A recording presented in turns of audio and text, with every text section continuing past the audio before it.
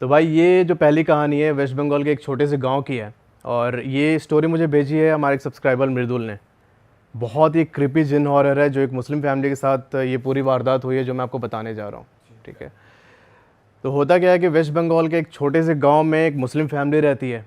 वो जो गांव का लेआउट एक बार समझना कि बीच में मुस्लिम फैमिली का घर है, उसके जस्ट बाजू में प्लेग्राउंड है एक। उस घर के चारों ओर रास्ता जाता है और उस रास्ते के आउटर में कॉलोनी बसी हुई है। उस मुस्लिम फैमिली का जो घर है उसके घर के अंदर एक मस्जिद भी है। तो होता क्या है कि ये लोग रोज़ अजान पढ़ते हैं। आसपास के जो गांव वाले वो भी आते हैं अजान पढ़ने के लिए। जब अजान ख़त्म हो जाता है रात के 9 बजे से लेकर 12 बजे तक ये लोग ना एक दूसरे तरीके की अरेबिक अजान पढ़ना स्टार्ट करते हैं जिसको बोलते हैं ज़िक्र। उसको कई लोग चिल्ला भी बोलते हैं। वो जब पढ़ रहे होते हैं तो बेसिकली वो पूरा प्रोसेस होता है जिन को बुलाने का। वो लोग जिन को बुलाते हैं और लोगों की प्रॉब्लम सॉल्व करते हैं और लास्ट में जिन को फिर मुक्ति देते हैं। आपने ट्रेनों में देखा होगा बहुत बार कि ऐसे लगा होगा कि फ़कीर का किसी का लगा, फ़कीर का बोर्ड लगा होगा कि आपको कोई भी समस्या है, फाइनेंशियल प्रॉब्लम हो रही है, कोई भूत पिशाच से अगर छुटकारा चाहिए तो आप इस पे नंबर पे कांटेक्ट करें। तो बेसिकली यही फैमिली थी जो ऐसे काम करती है। तो ये लोगों की हेल्प करते थे। लोगों की हेल्प करते थे। तो होता क्या है कि इसकी फैमिली में एक लड़का है, छोटा बच्चा, सैफ नाम है। ठीक है, 8-10 साल का होगा। और उसके पापा हैं, उसके दादाजी हैं और सैफ की मम्मी है। पापा और दादाजी ये काम करते हैं, बहुत एक्सपर्ट है इस चीज़ में। ठीक है, अब जो सैफ लड़का है वो ना ऑब्ज़र्व करता है कि भाई मेरे बाप दादा ये काम कर रहे हैं, क्योंकि रोज़ इसके घर में ये काम होता था, तो मुझे भी चाहिए। इतने लोग आते हैं, इनको इतना मानते हैं, ठीक है, उनको एकदम सर पे बैठा के रखते हैं, तो मेरे को भी ये सारी चीज़ें चाहिए। एक चीज़ और समझना, जब वो रात में ज़िक्र होता है ना, रात को 9 से 12 बजे तक, उस टाइम पर अगर उनके घर के सामने कोई खड़ा है या फिर खड़े होकर सुन रहा है तो ना उसकी तबीयत ख़राब हो जाती है बहुत बुरी तरीके से। ऐसे उनको लगता है कि उनकी बॉडी की इलेक्ट्रोलाइट पूरी ख़त्म हो गई। ऐसा नहीं होता, बिल्कुल एनर्जी ख़त्म हो गई सारी, उस तरीके से उनको फील होता है। तो सैफ को भी चाहिए कि भाई मैं भी ये काम करूँगा। एक दिन सैफ क्या, अच्छा, जो इनके घर के बाजू में जो प्लेग्राउंड है यहाँ पे सारे लोग खेलने जाते थे। अब सैफ भी जाता है वहाँ पे खेलने। वहाँ पर उनके एक भैया हैं, हिंदू है वो, उसका नाम है प्रत्युष। ठीक है, प्रत्युष जो लड़का है, सैफ इसको भाई भाई बोल के बुलाता है। तो प्रत्युष उससे बोलता है कि एक दिन सैफ इससे बोलता है प्रत्युष से कि भैया आपके पापा क्या करते हैं। प्रत्युष बोलता है कि मेरे पापा सरकारी नौकरी में हैं। तो बोलता है सैफ कि तब तो बहुत अच्छा खासा पैसा कमाते होंगे। उसने बोला कि हाँ कमाते तो हैं। यहाँ पर सैफ बोलता है कि मैं ना आपके पापा से भी ज़्यादा पैसे कमाऊँगा। ठीक है, और ये चीज़ें ना लगातार होने लगे 3-4 दिन से। वो आता और ऐसे बहुत सारी ड्रीमी चीज़ें बात करता है एकदम कि मैं ये कर लूँगा, गाड़ी खरीद लूँगा, बंगला खरीद लूँगा। लोगों ने सोचा, जो उसके साथ खेलने आते थे बच्चों ने सोचा कि भाई ये पागल हो गया है, इसको बुली करने लगे। अब बुली करने से क्या हुआ कि सैफ को थोड़ा सा लगा अंदर कि भाई मेरे को कैसे चढ़ के मेरे पे बोल रहे हैं, मेरा मजाक उड़ा रहे हैं। इसने प्लेग्राउंड में जाना बंद कर दिया। अब भाई ये अपने कमरे में बंद रहता पूरे टाइम। जो इनका घर था, जो मुस्लिम फैमिली का घर था, उसके बीच में आंगन है और आंगन के चारों साइड में कमरे हैं। तो उसका कमरा कॉर्नर में था, उसके दूसरे कॉर्नर पे उनके मम्मी पापा और उनके जो दादाजी थे उनका कमरा था। यहाँ पर सैफ ने क्या किया कि इसे ज़िक्र तो पता थी कैसे बोलते हैं, कैसे जिनको बुलाते हैं। भाई इसने रात को पढ़ना स्टार्ट कर दिया, वो 9 से 12 बजे के बीच का जो टाइम होता है। अब ये पढ़ के भाई बुलाता जिनको, ये करते करते इसको 38 दिन बीत गए, नहीं आया जिन। पर सैफ को पता था कि भाई जिन जो है इतनी आसानी से आता नहीं है। ठीक है, मुझे करना पड़ेगा और साधना करनी पड़ेगी। भाई ये और इंटेंस कर देता। और 2 दिन के बाद जब ये अपने कमरे में सो रहा था तो भाई साहब रात के कोई 1:30-2 बजे के आसपास इसे सुनाई देता है कि कोई इसके सामने खड़े होके ग्रॉल कर रहा है, गुर्राने की आवाज़ आ रही है। और ये चीज़ तब होती है भाई जब वो साधना के बीच में था। अच्छा, साधना करते करते उसको सुनाई देता है ग्रॉल कर रहा है। और ना जैसे उसने देखा, इसे डर लगा, भाई ये उठ के बैठ गया। कुछ दिखा नहीं उसको? नहीं था वहाँ पे। अच्छा, वो था वहाँ पे, पर दिक्कत ये थी कि उसने जो उस दिन की साधना थी वो कंप्लीट नहीं की। भाई बीच में उठ के बैठ गया ये। अब जब ये बीच में उठ के बैठा भाई, तो वो सामने से एकदम इसको देख के घुर्रा रहा है जिन। थोड़ी देर तक ऐसे ही रहा, घुराते रहा, उससे आई कांटेक्ट होती है इसकी। उसके बाद सैफ सो जाता है। नेक्स्ट डे से उसके जो कॉलोनी के लोग थे उन्होंने देखना स्टार्ट किया कि भाई ये अकेले छत पे जाता है शाम को, और वहाँ पे ना ऐसे रैंडमली किसी घर के सामने ऐसे करता है, पॉइंट आउट करता है फिंगर। ठीक है, ऐसा लग रहा था कि बाजू में कोई खड़ा है उससे बात कर रहा है, उस तरीके से ये कम्युनिकेट करने लगा जिन से। यहाँ पर सैफ ने जिन को अपनी साधना से वश में कर लिया था। अब देखो भाई वो क्या करता है, उसको जब भी कुछ खाना होता उससे मंगाता, तो पैसे चाहिए वो उससे मंगाता, ला के देता सब कुछ। जब सैफ को कॉन्फिडेंट हो गया सैफ कि भाई ये जिन मेरे वश में है, मैं इसे कुछ भी करवा सकता हूँ, तब इसने फिर से प्लेग्राउंड में जाना स्टार्ट किया। प्लेग्राउंड में फिर से प्रत्युष मिलता है इसको। यहाँ पर सैफ जब पहुँचा बहुत दिनों बाद प्लेग्राउंड, तो ये एक बेंच पे बैठा हुआ था कॉर्नर में। प्रत्युष आता है इसके पास, बोलता है भाई क्या हो गया, तू आता नहीं आजकल खेलने, अपने ख्याली दुनिया से बाहर निकल आ भाई, मतलब इतना सही खेलते थे हम लोग। तो कुछ बोलता नहीं है भाई। ये ना अपना गर्दन ऐसे टेढ़ा करके सैफ, और भाई ऐसे बात कर रहा है किसी से। उसके बाजू में वो जिन था, उससे 10-15 सेकंड बात की। फिर ये प्रत्युष को पता है क्या बोलता है कि आप ना मेरे बड़े भैया को बहुत पसंद आ गए हैं। प्रत्युष बोलता है कि कौन सा बड़े भैया भाई, तू तो अकेले अपने फैमिली में।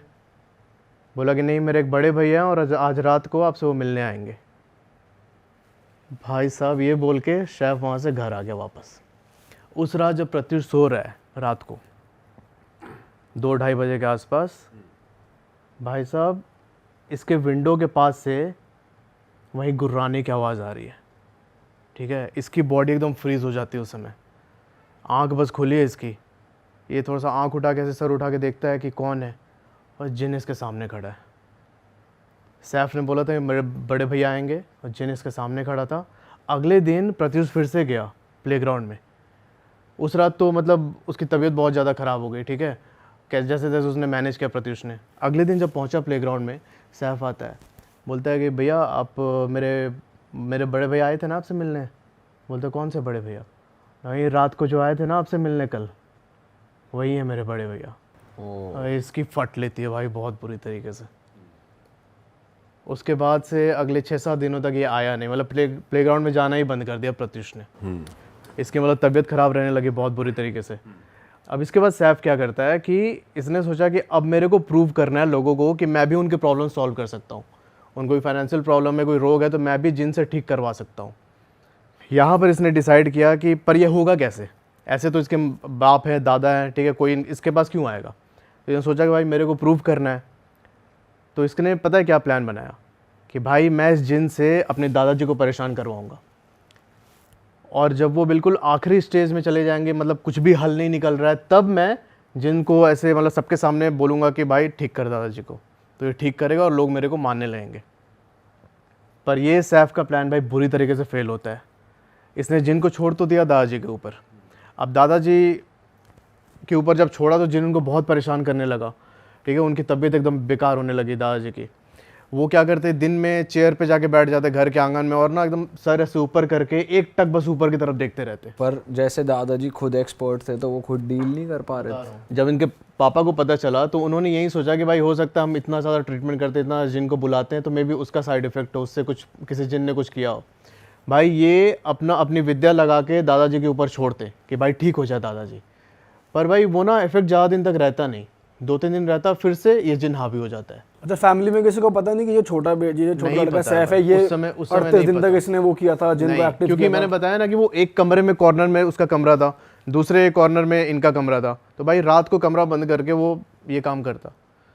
जो ये जिकिर होते हैं, जैसे अजान पढ़ते हैं, वो तो बिल्कुल माइक पे पढ़ते हैं ना। जिकिर जो होती है भाई बिना माइक के एकदम ऐसे चैंट करते हैं घर के अंदर बैठ के। फिर क्या होता? तो ये सीन था। तो फिर उसने दादाजी पे छोड़ा। दादाजी 1 महीने के बाद उनकी तबीयत बहुत ज़्यादा ख़राब हो गई। तब इसने अपने जिन को हुक्म दिया कि भाई जाके ठीक कर।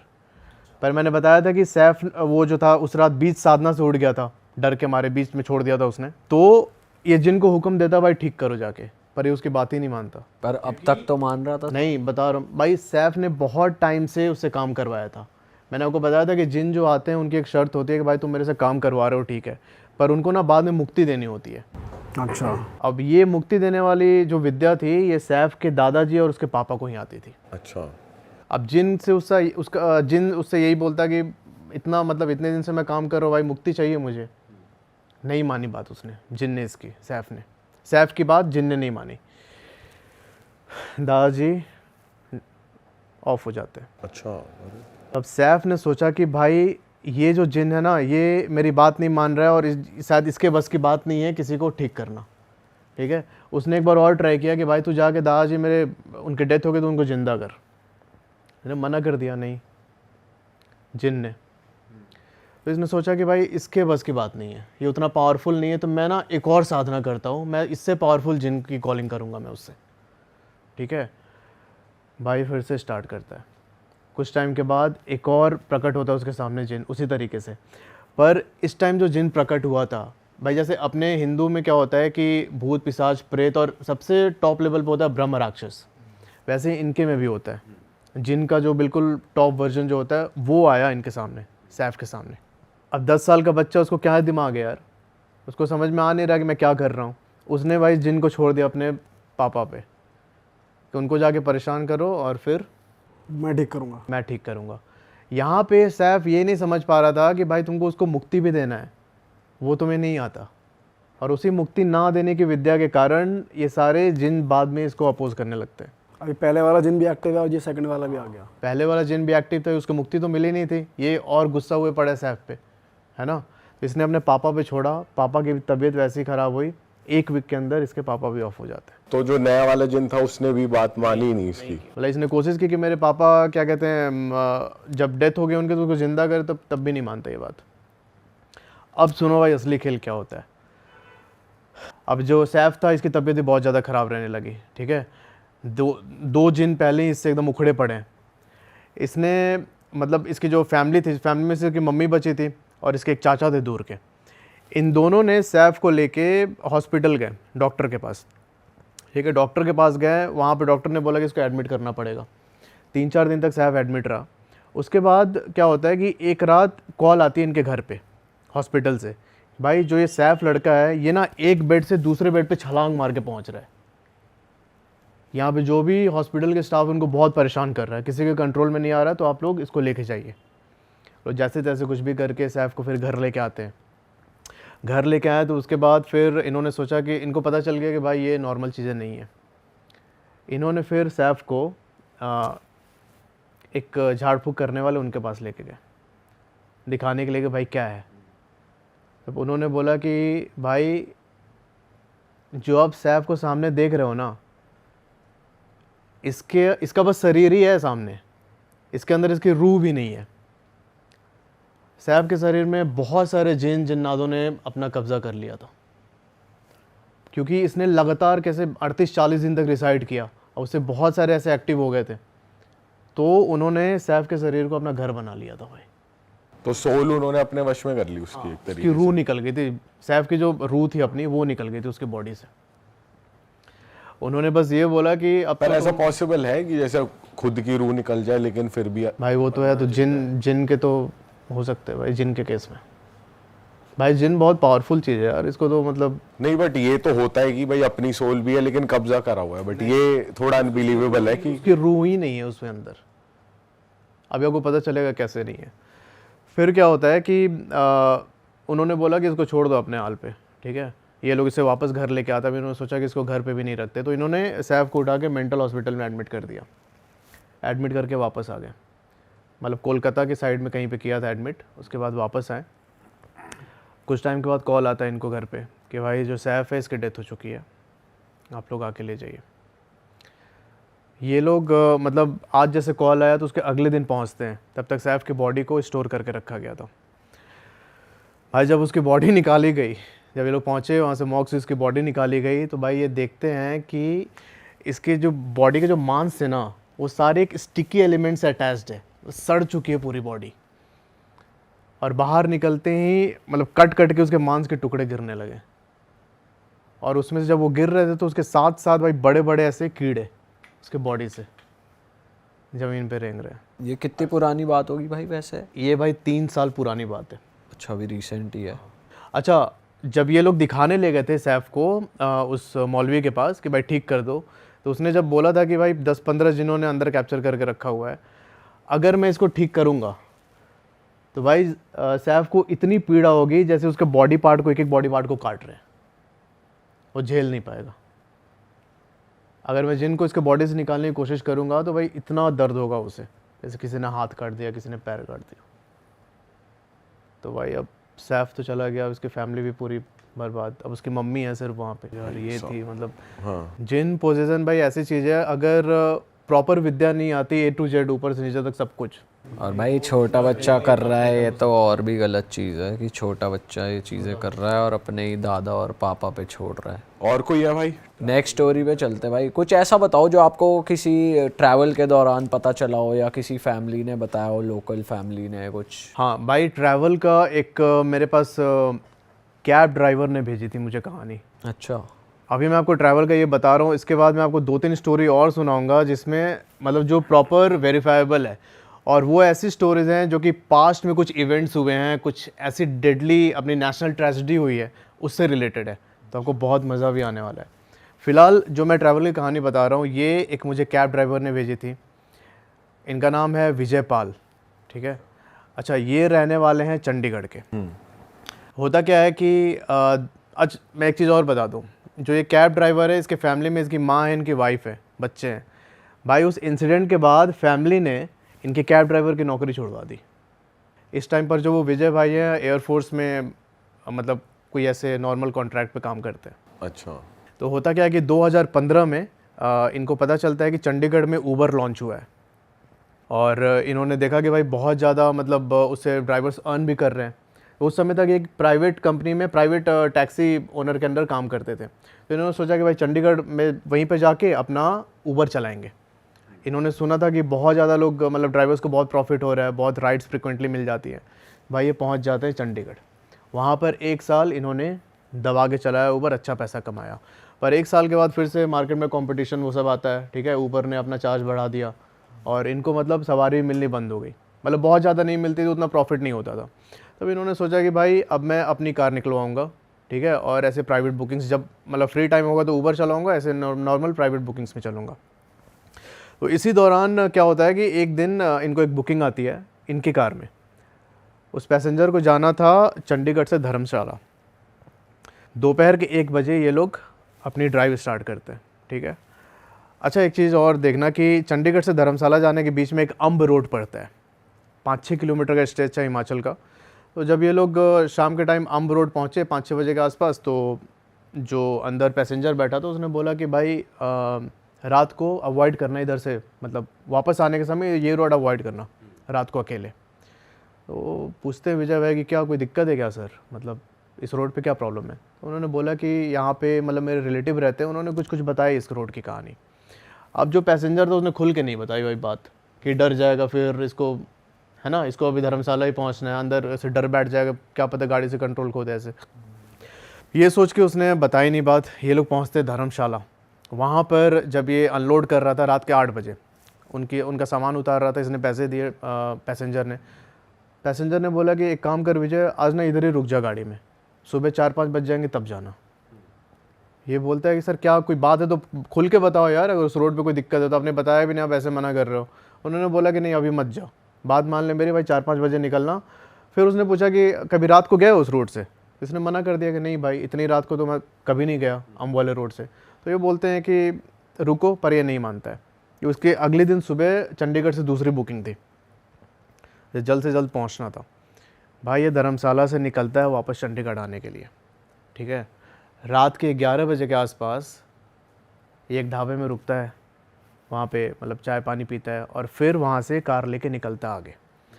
अब भाई देखना क्या होता है, 11:30 पौने 12 के आसपास ये पहुँचता है अम्ब रोड में।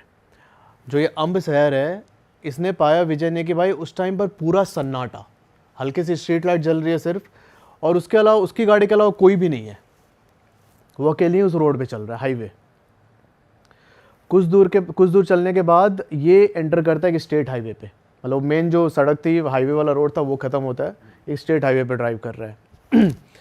थोड़ी देर के बाद भाई इसको सामने अपने दिखता है कि एक आदमी खड़ा है और इसे लिफ्ट मांग रहा है। अच्छा, विजय ने ये सोचा था कि भाई मैं धर्मशाला से चंडीगढ़ जा रहा हूँ, अगर मेरे को बीच में कोई सवारी मिल जाए तो भाई अच्छा, मेरी कुछ कमाई हो जाएगी। इस चक्कर में पहले उसने बस स्टॉप पे रोका था, एक पीछे बस स्टॉप पड़ा था, वहाँ पे रोका था थोड़ी देर गाड़ी कि भाई कोई सवारी हो तो मिले मुझे। आधे घंटे रुका था पर मिली नहीं। अब जैसे उसने देखा हम रोड पर भाई वो आदमी है लिफ्ट मांग रहा है, तो इसने सोचा कि भाई चलो कुछ कमाई कर लेते हैं।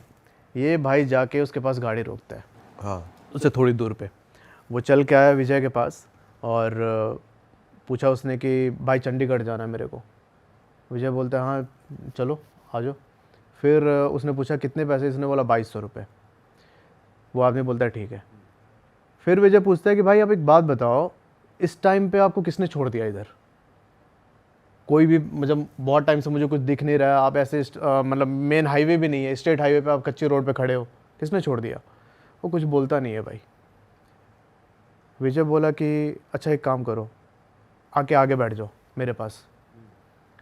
भाई उसने उस पर भी कुछ रिस्पॉन्ड नहीं किया, ये चुपचाप पीछे वाला गेट खोलता है, अंदर जाके बैठ जाता है।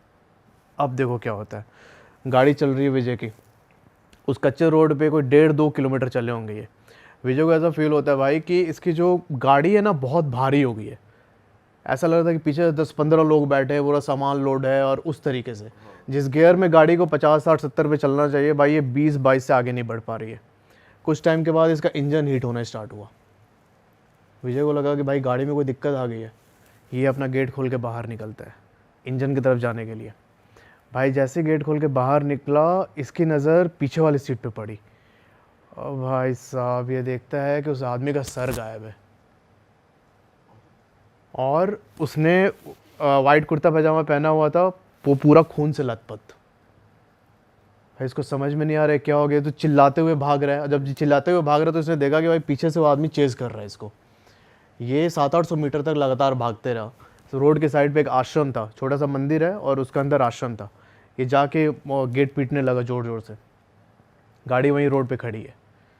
अब जब गेट पीटने लगा तब उधर से पंडित जी निकल के आते हैं और इसको मतलब अंदर बुलाया अपने। अंदर बुलाने के बाद इसने पूछा कि पंडित जी क्या है वो? तो पंडित जी ने बोला कि अभी उसके बारे में कल सुबह बात करेंगे, अभी रहने दो, ठीक है। ये एक इंसिडेंट आपने सुना उस रोड का। अब एग्जैक्टली क्या था ये मैं बताऊंगा, पर उसके 1 साल के बाद विजय के साथ जो ये घटना घटी, इसके 1 साल के बाद एक और वहाँ पे कांड हुआ, ठीक है, वो भी जानना। एक फैमिली थी, वो उसी रोड पे वापस चंडीगढ़ आ रही थी, ठीक है। उसकी फैमिली का नाम भी ले लेता हूँ। विजय ने बोला कि ले सकते हो नाम, कोई दिक्कत नहीं है। जो ड्राइव कर रहा है उसका नाम है जगतार, उसकी बीवी है अंजू, उसके 3 बच्चे, ठीक है। बीवी पीछे बैठी हुई है, एक बच्चा आगे बैठा है, जगतार ड्राइव कर रहा है, बाकी 2 बच्चे पीछे हैं। ये भाई आ रहे थे उसी रोड पे, सेम वो जो स्टेट हाईवे था, वहाँ पर इनको आदमी ने हाथ दिया लिफ्ट के लिए। अब दिक्कत ये हुई कि इसकी बीवी ने बोला कि भाई इतनी रात को गाड़ी रोकना सही नहीं है, रहने दो, ठीक है। ये घटना हो रही है विजय के घटना के 1 साल के बाद, ठीक है। तो आप रहने दो, गाड़ी मत रोको। पर वो जो आदमी था ना, वो भाई चलते चलते रोड पे आ गया बीच में। अब जगतार ऐसे गाड़ी से उड़ा नहीं सकता था ना उसे, तो भाई इसने गाड़ी रोक दी। गाड़ी रोकी और एक गुस्से में निकला बाहर एकदम, ठीक है, देखने के लिए कि भाई तू कैसे कैसे आ गया बीच में। जब ये पहुंचता है उसके पास तो उसने बोला कि भाई मुझे चंडीगढ़ तक जाना है, छोड़ दो। जगतार तो पहले बहुत चिल्लाया, भाई क्या ये क्या तरीका है, कोई तरीका थोड़ी है भाई, तुम बीच सड़क में आ जा रहे हो, अभी एक्सीडेंट हो जाता। ये ना उसको डांटते हुए अपने गाड़ी की तरफ आ रहा है, ठीक है, डांटते हुए अपनी गाड़ी की तरफ आ रहा है वापस ड्राइवर सीट पे बैठने के लिए। भाई इसकी वाइफ पीछे से देखती है, पीछे वाली सीट पे बैठी हुई थी, देखती है कि भाई वो ना उस जगह से उछला जोर से बहुत ऊपर तक और आके अपने कार के जो गेट थे ड्राइवर सीट के, वहाँ पे गिरता है ज़मीन पे। हस्बैंड जगतार। और जो वो आदमी था सामने जो अभी लिफ्ट मांग रहा था, वो कोई नहीं है वहाँ पे। जगतार यहाँ पे रोड पे पड़ा हुआ है और इसकी वाइफ चिल्लाने लगे ज़ोर ज़ोर से। तब वहाँ से एक पिकअप वाला क्रॉस कर रहा था। उस पिकअप वाला को जो पिकअप वाला ड्राइवर था, उसने सुना मतलब वाइफ की चीख सुनी, तो गया उनके पास पूछने के लिए क्या हो गया। थोड़ा ही सा वाइफ ने बोला था कि वहाँ लिफ्ट के लिए गया, तो समझ गया कि भाई ये वही सीन है, कि उनको पता था। अब जो ये पिकअप वाला ड्राइवर है, ये विजय का दोस्त। अच्छा। तो उसने ये कहानी विजय को बताई है। ये लोग पुलिस को कॉल करते, पुलिस आते वहाँ पे, जगतार को उठा के हॉस्पिटल ले जाते, तो वहाँ पे डॉक्टर ने उसे डेड। Oh shit. उस रोड पे ऐसे इंसिडेंट हुए। मैंने जब ये वीडियो डाली थी भाई, बहुत सारे लोगों ने कमेंट किया कि भाई है वो चीज़ जगह, हमने भी एक्सपीरियंस किया। अच्छा। तो हुआ क्या था, पंडित जी अगले दिन सुबह जगतार को लेके आए, विजय को लेके आए गाड़ी पे उसकी, और गाड़ी स्टार्ट किया, नॉर्मल हो गई गाड़ी स्टार्ट, कोई दिक्कत नहीं हुई। तब पंडित जी ने बताया कि भाई 2013 में यहाँ पर एक आदमी था, उसने लिफ्ट मांग रहा था, उसे चंडीगढ़ जाना था, ठीक है। लिफ्ट मांगते हुए एक जो ट्रक आ रही थी उधर से, हिमाचल के साइड से चंडीगढ़ की तरफ, तो इसने ट्रक वाले से लिफ्ट मांगा कि मेरे को लेके चलो। वो ट्रक वाला ब्रेक नहीं मारा, तो इसने देखा आदमी ने कि भाई ब्रेक नहीं मारा, तो ना ये धीरे धीरे करके साइड से होते हुए रोड पे आ गया, बीच रोड पे। ट्रक वाला भाई क्यों रोकेगा गाड़ी अपनी, उसे लगा कि भाई लूट पाट के लिए अभी कुछ भी लग सकता है ना उसे, भाई उसने गाड़ी चढ़ा दी उसके ऊपर। अब गाड़ी चढ़ाई तब उसका जो सर था उसके धड़ से अलग होके भाई दूर चला गया था। अब उसी की स्पिरिट उस जगह को हॉन्ट करती है। ओके। तो आज तक कर रही है? नहीं, आज तक कर रही है। अच्छा ये है ना भाई कि जो ये भूत प्रेत ये सब होते हैं सबको भाई दिख नहीं सकते, ना ही सबको एक्सपीरियंस हो सकते हैं। ये तो एक ने मुझे स्टोरी भेजी थी, तब उनके थ्रू मुझे पता चला था कि कोई भी इंसान होता है दो कुल का होता है, या तो देवकुल या फिर राक्षस कुल। तो जो देवकुल के लोग होते हैं उनको नहीं दिखते स्पिरिट, जो राक्षस कुल के होते हैं उनको अपना प्रेजेंस फील करवाती है। अब भाई बहुत लोग कमेंट करते हैं कि यार क्या कहते हैं, हम तो गए थे उस रोड से, ठीक है, हम उस रोड से गए थे, हमें नहीं मिला। अरे चिड़ियाघर का जानवर थोड़ी यार तू एंटरटेन करने के लिए बैठा रहेगा। बड़ा ओपन है, मतलब अभी भी रोड, ऐसा कुछ नहीं कि क्लोज करी हो ऐसा कुछ। भाई रोड तो ओपन है। जिन लोगों को एक्सपीरियंस होता है वो लोग कमेंट कर रहे हैं कि हमने भी देखा, हमने फील किया, तो फिर लगता है कि चीज़ें ऑथेंटिक हैं। सही बात कह रहे हैं भाई। आप एक ऑफ कैमरा नेशनल ट्रेजेडी के बारे में बता रहे थे, तो वो क्या एग्जैक्टली आप बताओ। तो भाई देखो, मैं आपको जो बताने जा रहा हूँ बहुत सेंसिटिव भी है। मैंने जब वीडियो डाली तो मतलब बहुत लोग वैसे हो गए थे कि यार कुछ याद आ गया उनको, है ना। तो भाई ये स्टोरी अपने देश में एक हुई नेशनल ट्रेजेडी से रिलेटेड है। 2023 में आपको पता होगा बालासोर में 3-4 ट्रेन टकरा गई थी आपस में, बहुत सारे लोगों की डेथ हुई थी उसमें। अब हुआ क्या था कि जहाँ पर ये एक्सीडेंट हुआ था उस जगह को बहनगा बोलते हैं, जो बालासोर के शायद वहाँ से 20-22 किलोमीटर दूर है, बालासोर मेन सिटी से। और ट्रेन जो ट्रेजेडी हुई थी उसका नाम यही दिया गया था, बालासोर ट्रेन एक्सीडेंट। तो बहनगा में जब एक्सीडेंट हुआ तो भाई बॉडीज़ इतनी ज़्यादा थी कि जो वहाँ का लोकल हॉस्पिटल था उसकी सारी बेड्स फुल हो चुकी थी, ठीक है, और एक्चुअल नंबर बहुत ज़्यादा थे। तो उन बॉडीज़ को उठा के वहाँ पर एक स्कूल है बहनगा हाई स्कूल, उसके अंदर रखी गई थी।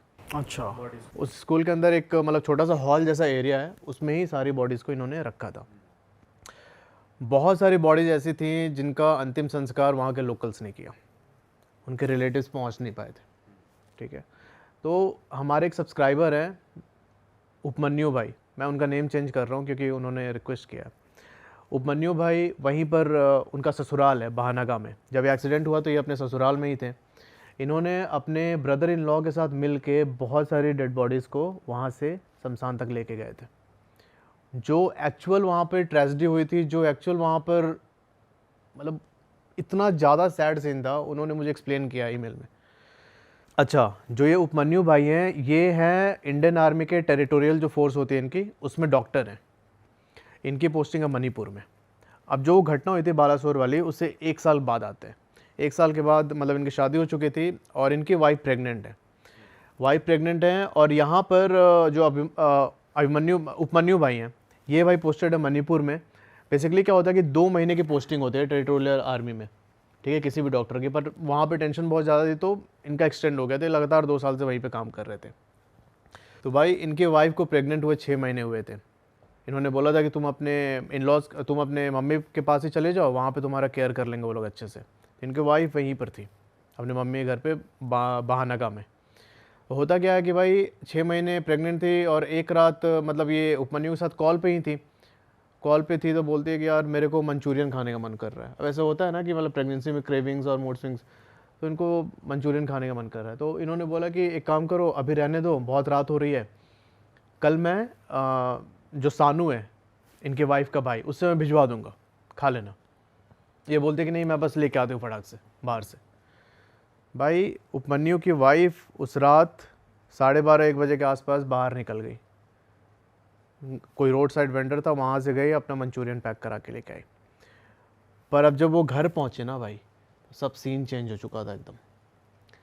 ये उसके अगले दिन से ही बहुत चिड़चिड़ी रहने लगी।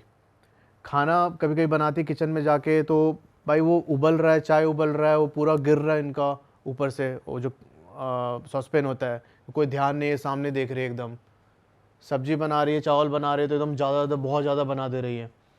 और बात ये थी कि भाई वो सारी चीज़ें वो खा भी रही थी, मतलब इनका इतना है ना खाने का, भाई इतना खा रही थी। अरे वाह, आपने ये वीडियो यहाँ तक देख ली भाई, तुमने हमारी मेहनत सफल कर दिया। तुम ही लोग हो असली रियल हिट। और अगर आपको बहुत मजा आ रहा है ऐसी क्लिप्स में, ऐसी वीडियोस में, तो फटाफट जाइए प्लेलिस्ट पे बिंज वॉच कीजिए और सारी वीडियोस देख डालो और मौज काटो। That is it. हम मिलेंगे नए पॉडकास्ट में, नए क्लिप में। Till then bye bye, see you, take care, do subscribe.